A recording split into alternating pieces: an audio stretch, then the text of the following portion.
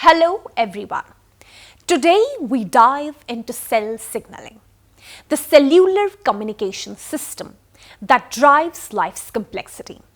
You will learn how ligands and receptors regulate vital functions like immunity, metabolism, and sensory perception, and why errors in these pathways cause diseases such as diabetes or cancer. We'll classify signaling molecules by their chemistry and action, explore receptor types like ion channels, G protein coupled receptors, and enzyme linked, and analyze the three-step process of signaling: reception, transduction, and response. This knowledge is foundational for understanding biology and medicine. So let's get started with this exciting topic entitled Cell Signaling, Signaling Molecules, Receptors and Functions of Cell Surface Receptors. Dear students, today's learning objectives are explanation of the fundamental principles of cell signaling, classifying the signaling molecules based on their chemical nature, differentiate between major receptor types, and analyze the three stages of cell signaling. We'll assess the physiological roles of cell surface receptors and recognize how receptor dysfunction contributes to diseases like cancer, diabetes, and autoimmune disorders. Biological processes rely on the cooperation of specialized cells achieved through cell signaling, a universal process in plants, animals, and even microbes like yeast and bacteria. So signaling involves ligands like amino acid, peptides, proteins, or small molecules that interact with receptors located on the cell surface or inside cells.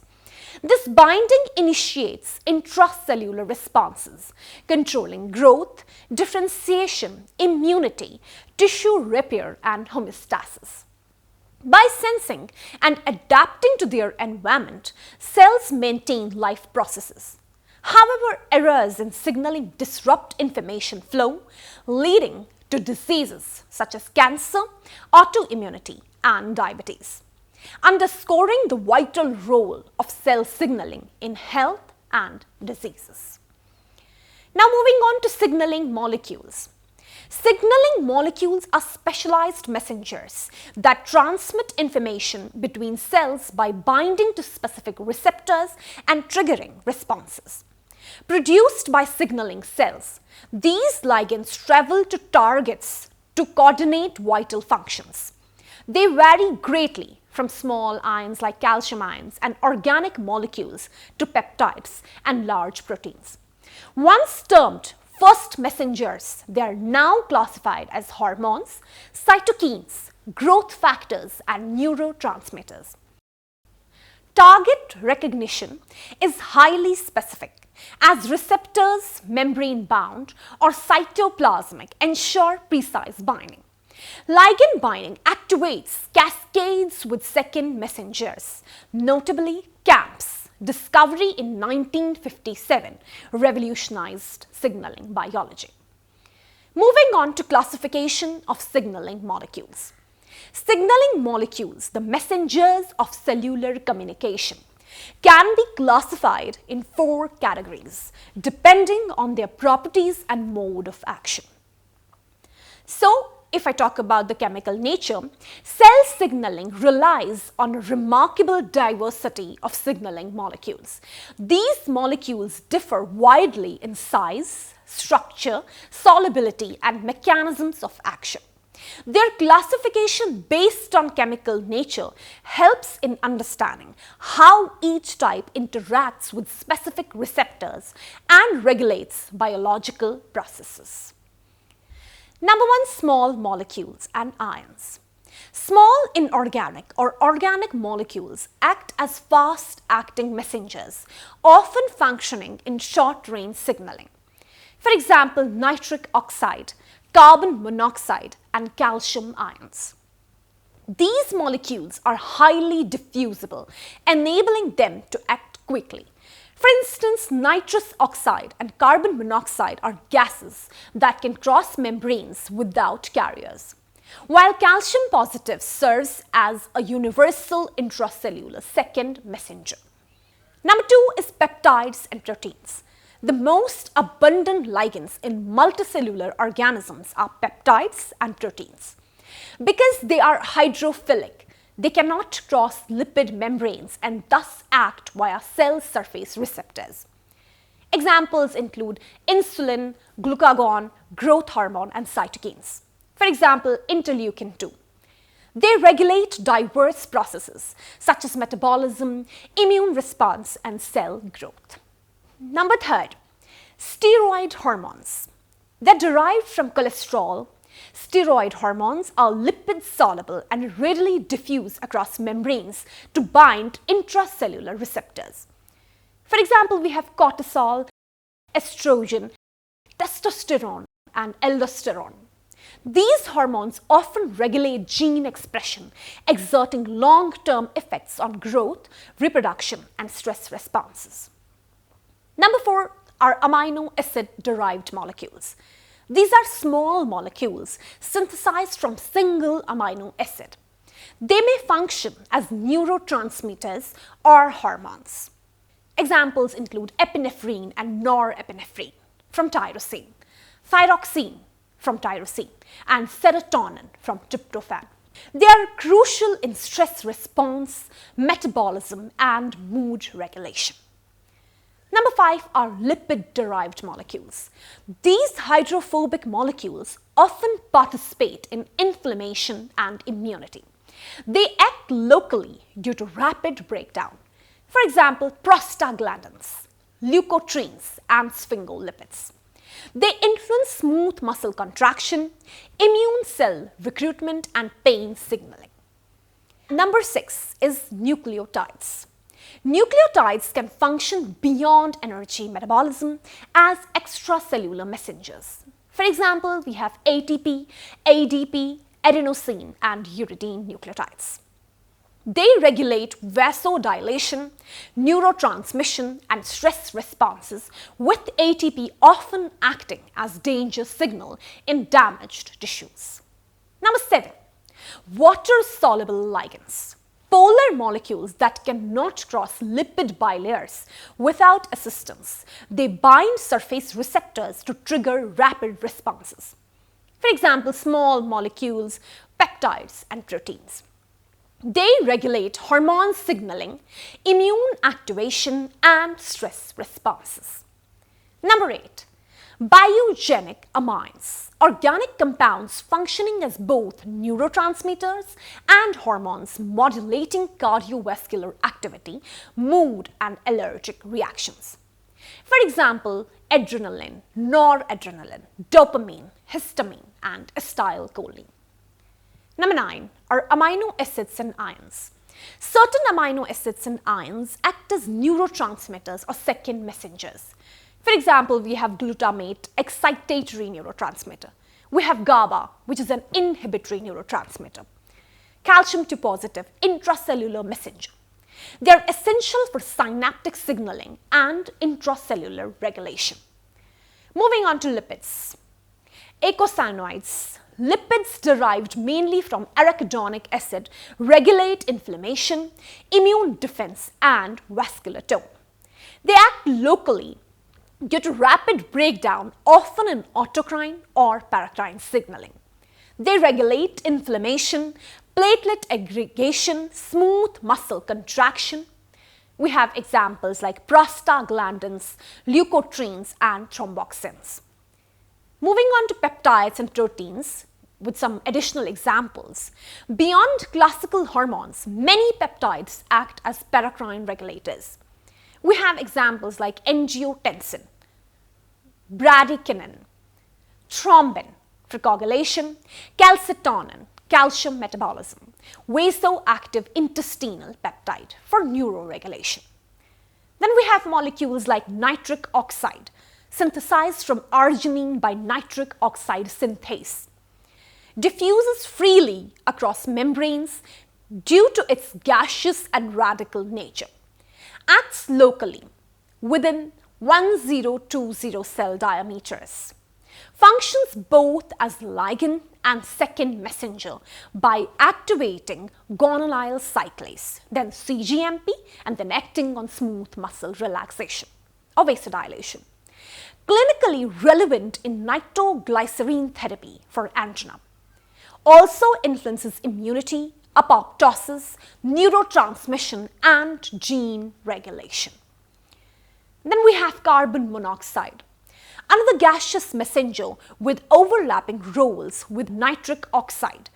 It activates guanylyl cyclase and increases cGMP, which is involved in vasodilation and neurotransmission, though less studied than nitric oxide. Then we have calcium ions, a universal second messenger. Intracellular calcium levels fluctuate in response to stimuli. It binds to calmodulin, triggering conformational changes that activate enzymes and pathways, including smooth muscle contraction, excretion, and metabolism. Then we have neurotransmitters released from neurons upon an action potential. Cross-synaptic cliffs to bind receptors on postsynaptic cells. Some also function as hormones. Examples include acetylcholine, dopamine, epinephrine, serotonin, histamine, glutamate, and glycine. Peptide hormones and growth factors range from a few to 100 amino acids.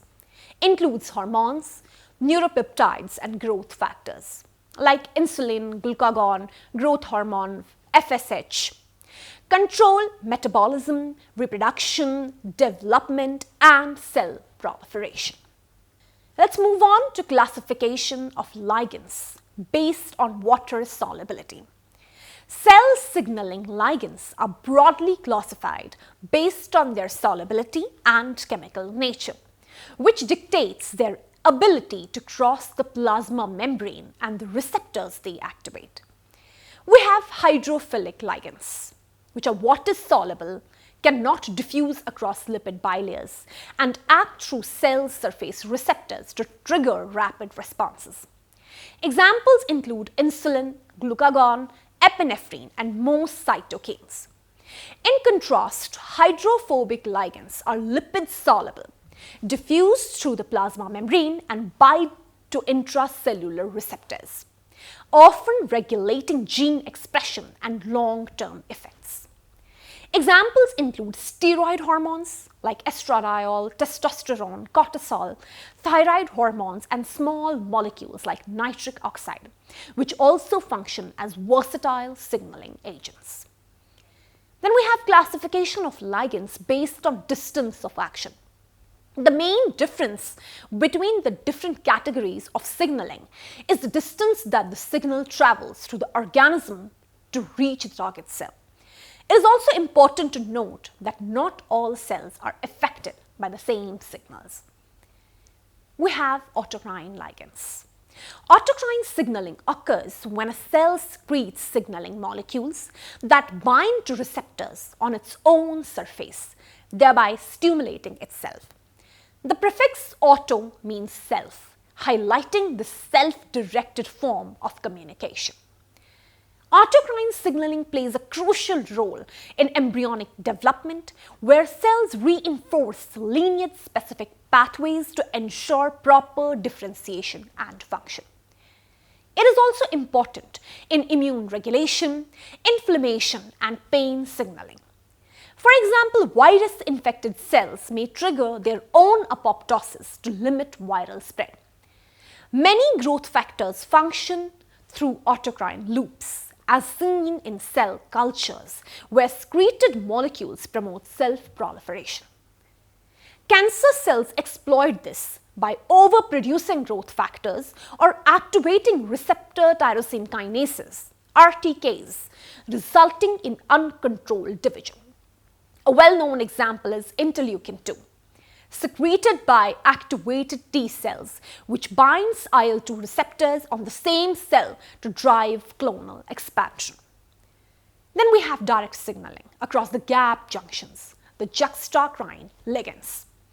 Juxtacrine signaling requires direct physical contact between adjacent cells, often mediated by membrane-bound ligands or specialized structures.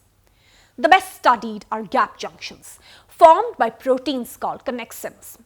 6 connexins assemble into a connexon, and connexons from neighboring cells align to form a continuous channel.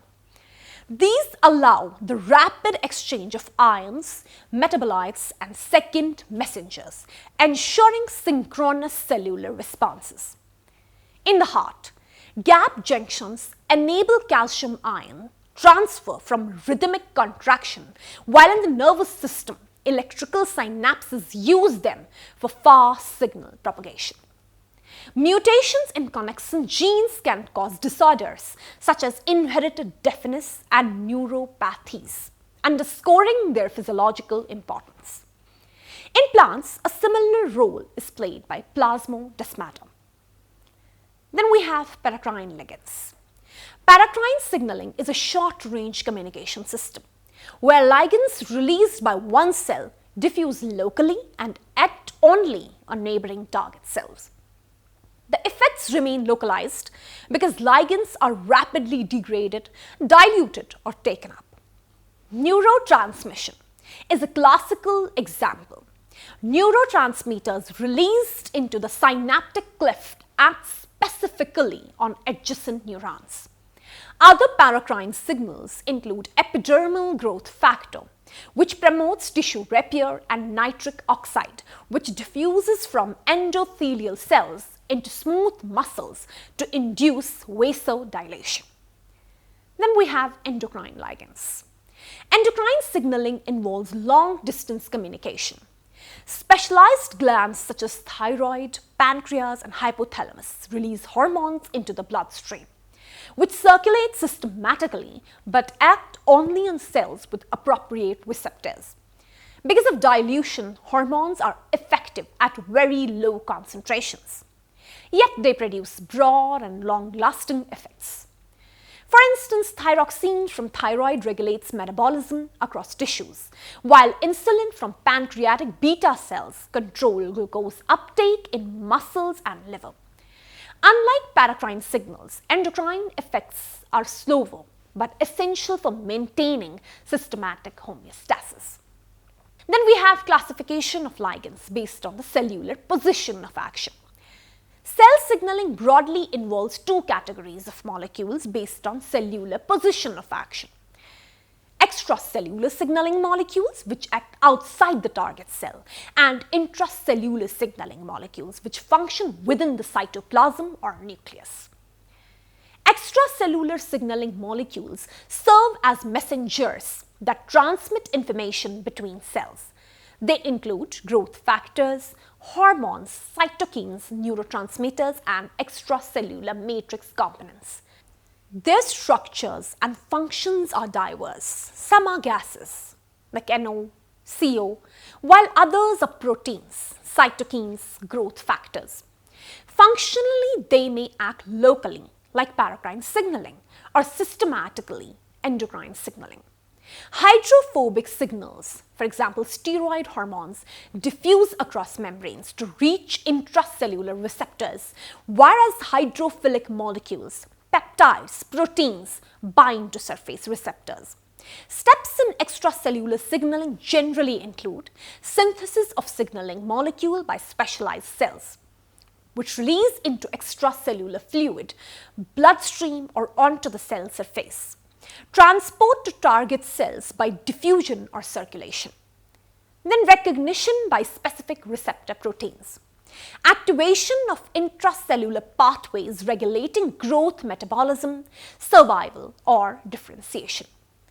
Then we have termination of the signal to restore homeostasis. A classic case is insulin, secreted by pancreatic beta cells after meals, which binds receptors on liver and muscle cells to promote glucose uptake. Moving on to intracellular signaling molecules. These receptors are located in the cytoplasm or nucleus and bind small hydrophobic ligands that cross the plasma membrane directly. Examples include steroid hormone like cortisol, estrogen, testosterone, thyroid hormones, vitamin D, and retinoic acid.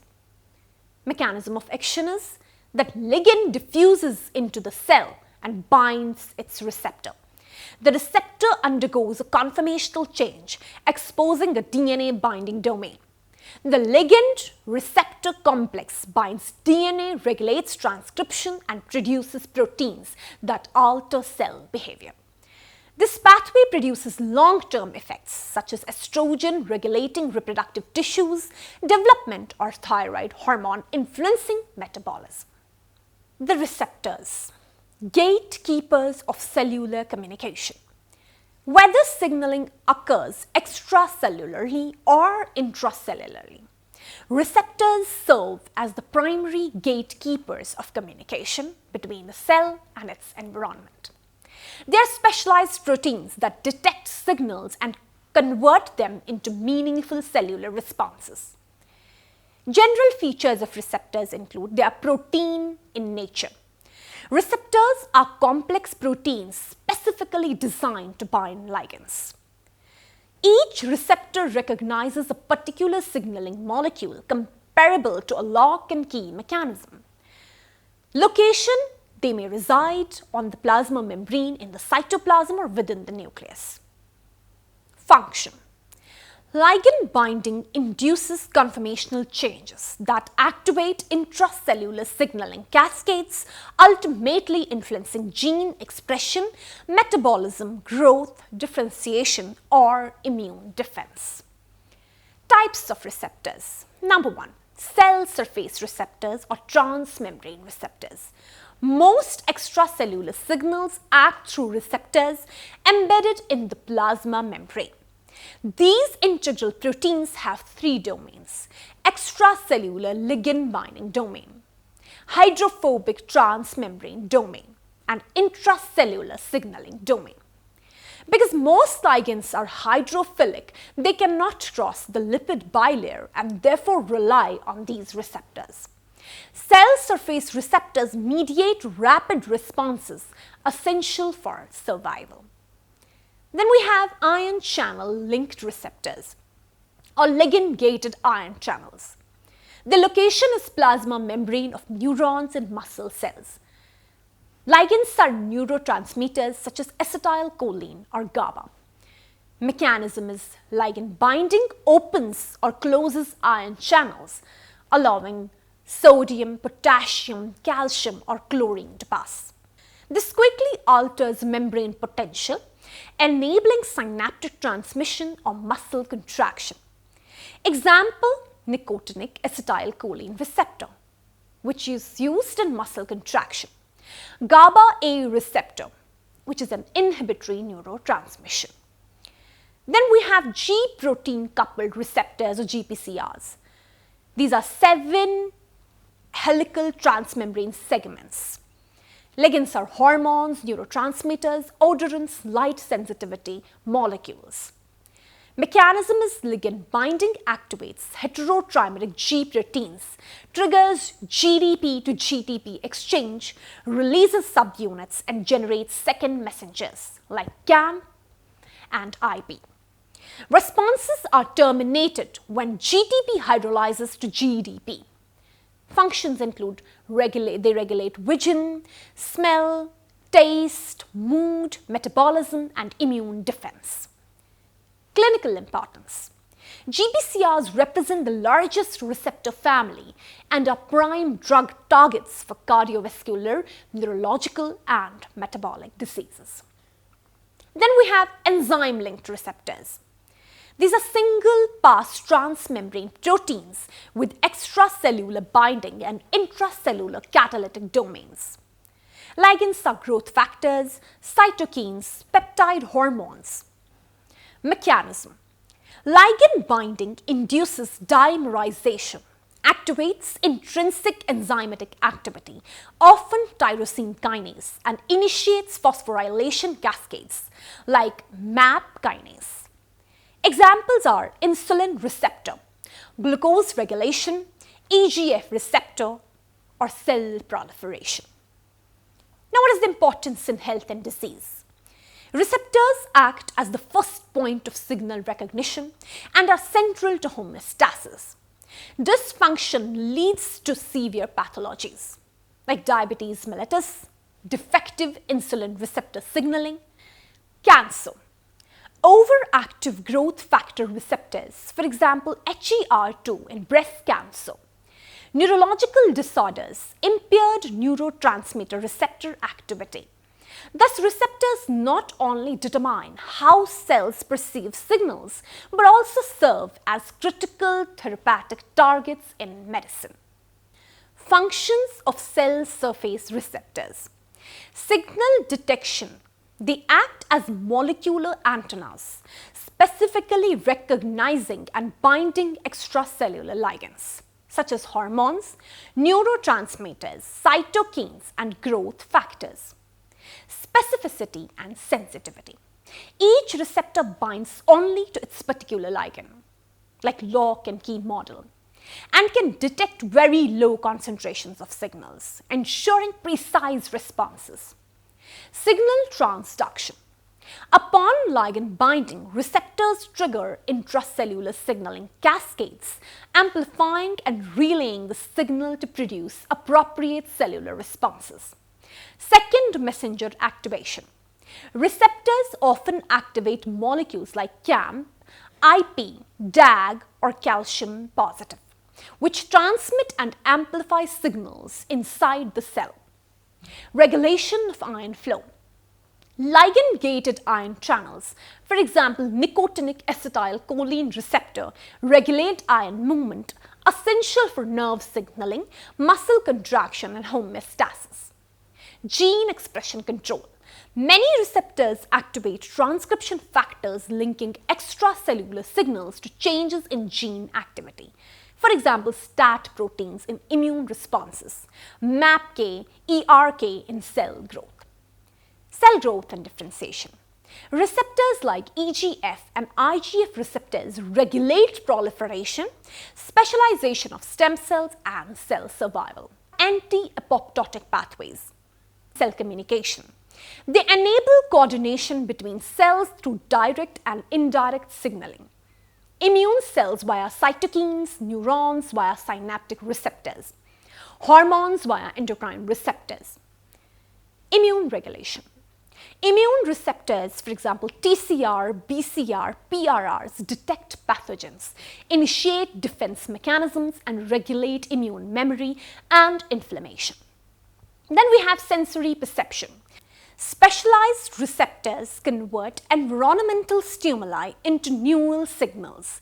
For example, rhodopsin in vision, olfactory GPCRs for smell, taste receptors for sweet, bitter, and sour. Metabolic regulation. Receptors like insulin, adrenaline, and leptin receptors control glucose uptake, energy mobilization, and appetite. Maintaining metabolic homeostasis. Homeostasis maintenance. By integrating multiple external signals, receptors ensure internal balance of cellular and physiological processes. Desensitization and feedback control. Continuous ligand exposure reduces receptor responsiveness. For example, adrenergic receptors with adrenaline preventing overstimulation. We have endocytosis and recycling. After activation, some receptors undergo endocytosis for signal termination. Ligand uptake, for example, LDL receptors, or recycling back to the membrane. Now, role in disease development. Dysregulation of receptor function or signaling pathways contribute to diseases like cancer, neurological disorders, and autoimmune conditions. Now, moving on to 3 stages of cell signaling. Number 1, reception. A cell detects a signaling molecule from the outside of the cell. A signal is detected when the chemical signal, also known as ligand, binds to a receptor protein or the surface of the cell or inside the cell. Then we have transduction. When the signaling molecule binds the receptor, it changes the receptor protein in some way. This change initiates the process of transduction. Signal transduction is usually a pathway of several steps. Each relay molecule in the signal transduction pathway changes the next molecule in the pathway. Then last we have response. Finally, the signal triggers a specific cellular response. Dear students, congratulations on completing today's deep dive into cell signaling. This knowledge is key to biology and medicine, empowering you to connect molecular mechanisms to real-world health challenges. Keep exploring and well done.